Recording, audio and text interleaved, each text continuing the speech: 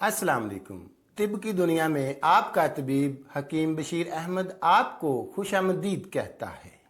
आप gynae series की 9th video का पार्ट 1 देख रहे हैं, जिसमें माहवारी की ज्यादती, इससे होने वाले नुकसानात और अंदरूनी अज़ा की कमजोरी का मुकम्मल इलाज आपके साथ शेयर किया जाएगा। लेकिन इससे पहले ये जानना आपके लिए बहुत ज़रूरी है कि ये बहुत ही सेंसिटिव इशू है और बहुत ज़्यादा कॉम्प्लिकेटेड भी। इसकी कई वजूहात हो सकती हैं, जिनमें एक बड़ी वजह रहम के सोजिशी अमराज होते हैं, जिन्हें पेल्विक इन्फ्लेमेटरी डिजीजेस यानी PID कहा जाता है, जबकि ब्लीडिंग जस्ट एक सिम्पटम है। और ये जहन में रखें कि जब तक सोजिश खत्म नहीं होगी, ये मसला कभी ठीक नहीं होगा। आप ब्लीडिंग को रोकने की जितनी भी अद्वियात इस्तेमाल कर लें, ये बार बार हमला आवर होता रहेगा, जिससे आपकी सेहत को नाकाबिले तलाफी नुकसान पहुंचता है।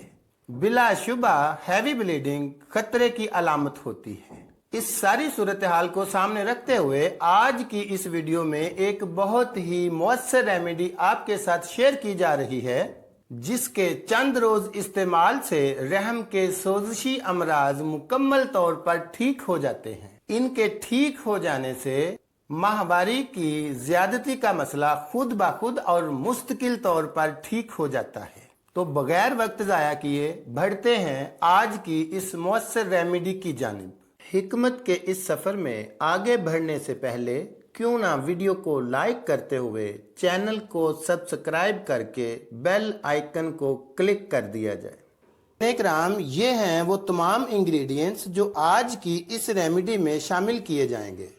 आप इनके नाम और वजन नोट फरमाइए। हल्दी गंडी यानी साबित हल्दी 30 ग्राम, जीरा 20 ग्राम, गंधक आंवला सार 30 ग्राम, मुलट्ठी 30 ग्राम और सौंफ 30 ग्राम। इन तमाम अज्जा को हामन दस्ता की मदद से कूट छान कर सफूफ तैयार करेंगे। आइए इसे मुकम्मल करते हैं।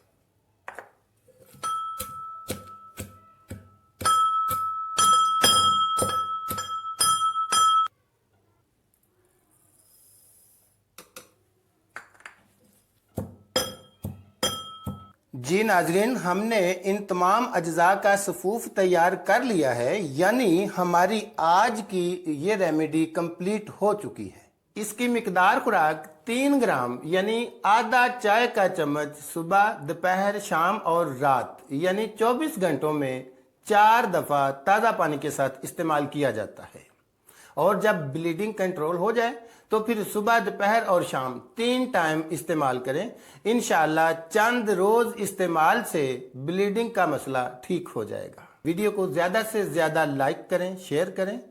अपना, अपने बच्चों और अपने अजीजों अकारब का बहुत ख्याल रखिए। आप सबके देखने का बहुत बहुत शुक्रिया।